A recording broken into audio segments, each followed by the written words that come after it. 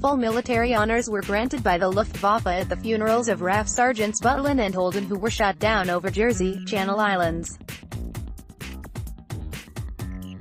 It is thought this was to try to pacify the local population.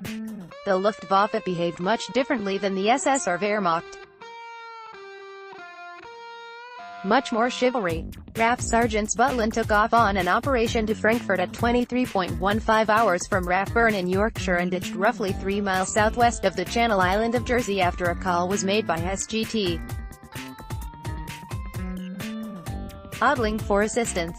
The body of observer SGT.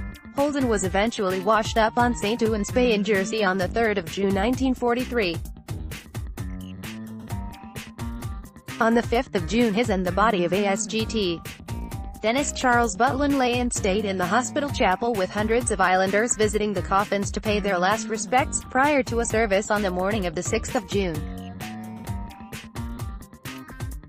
The coffins were then draped with a Union Jack before being taken to the cemetery. Hundreds of people lined the route but the Luftwaffe prevented them entering the gates of the cemetery. The Channel Islands were occupied by Nazi German forces for most of the Second World War, from 30 June 1940 until their liberation on 9 May 1945. The Bailiwick of Jersey and Bailiwick of Guernsey are two British Crown dependencies in the English Channel, near the coast of Normandy. The Channel Islands were the only part of Britain to be occupied by the German army during the war.